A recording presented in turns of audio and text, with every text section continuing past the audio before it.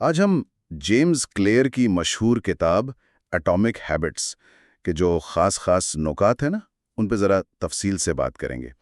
ہمارے پاس کتاب کے اہم حصے ہیں اور ہم کوشش کریں گے کہ عادتیں بنانے کے جو طریقے ہیں ان کو سمجھیں، مطلب ایک ایک کر کے چیپٹرز کے حساب سے۔ کتاب کی ایک بہت ہی دلچسپ شروعاتی بات یہ ہے کہ بڑی تبدیلیوں کے لیے کوئی بہت بڑے قدم ضروری نہیں۔ روزانہ صرف 1% بہتری بھی، چاہے صحت ہو، علم ہو، کچھ بھی ہو، وقت کے ساتھ مل کر نا بہت بڑا فرق پیدا کر سکتی ہے۔ لیکن شروع میں کچھ ہوتا نظر نہیں آتا ہے نا۔ بالکل، اور یہیں آ کر اکثر لوگ ہمت ہار جاتے ہیں۔ مصنف اس کو کہتے ہیں پلیٹو آف لیٹنٹ پوٹینشل، مطلب وہ اسٹیج جب محنت کا پھل نظر نہیں آ رہا ہوتا۔ جیسے پانی 0 ڈگری سے نیچے ٹھنڈا ہوتا رہتا ہے، برف نہیں بنتا فوراً، لیکن جیسے ہی 0 پہ پہنچتا ہے ایک دم تبدیلی نظر آتی ہے۔ تو وہ پہلے والی کوشش ضائع نہیں ہوتی۔ یہ ہمیں سکھاتا ہے کہ اہداف سے زیادہ نا ان سسٹمز پہ دھیان دینا چاہیے جو نتائج تک لے جاتے ہیں۔ اچھا، تو مطلب یہ صرف ول پاور کی بات نہیں بلکہ صحیح سسٹم بنانے کی بات ہے، اور اس سسٹم میں ایک اہم چیز شناخت پر مبنی عادات ہیں۔ یعنی یہ سوچنا کہ میں وزن کم کرنا چاہتا ہوں کے بجائے یہ کہ میں ایک صحت مند انسان ہوں۔ وہ ووٹر والی مثال بھی دی ہے کتاب میں۔ جی ہاں، کیونکہ آپ کا رویہ اور آپ کی شناخت یہ ایک دوسرے کو مضبوط کرتے ہیں۔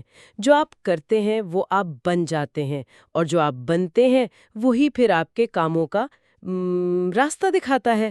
تو اصل تبدیلی تب آتی ہے جب دھیان نتیجے سے ہٹ کر اس شخصیت کو اپنانے پر ہو جو وہ عادتیں رکھتی ہو۔ چلیں اب ان 4 قانونوں کو دیکھتے ہیں جو کتاب میں بتائے گئے ہیں: اشارہ، خواہش، رد عمل اور انعام۔ کیو، کریونگ، رسپانس، ریوارڈ۔ کتاب کہتی ہے ہر عادت ان سے ہی بنتی ہے۔ جی، اور ان میں سے کوئی ایک بھی مسنگ ہو تو عادت نہیں بن پاتی۔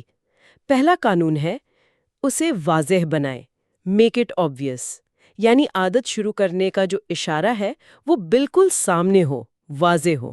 اس کے لیے پہلے تو اپنی موجودہ عادتوں کو جاننا ضروری ہے۔ وہ ہیبٹ سکور کارڈ کی بات کرتے ہیں، یا وہ جاپانی ریلوے والی مثال پوائنٹنگ ان کالنگ۔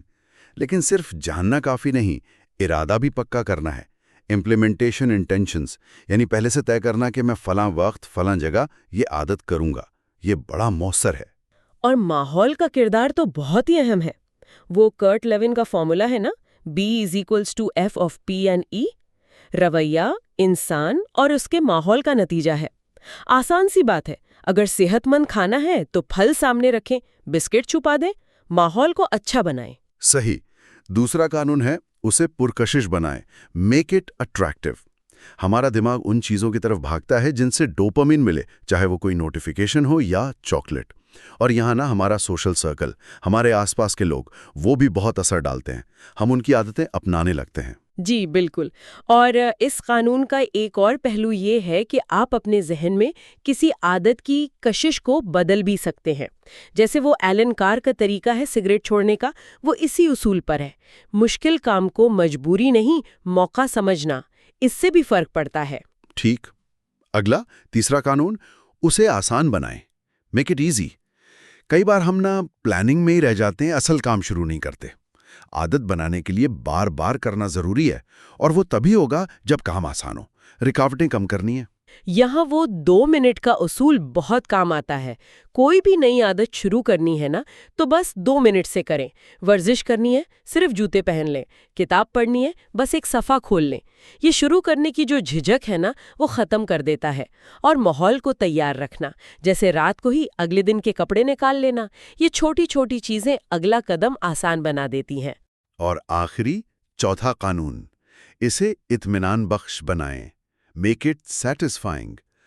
مسئلہ یہ ہے کہ ہمارا دماغ فوری نتیجے مانگتا ہے۔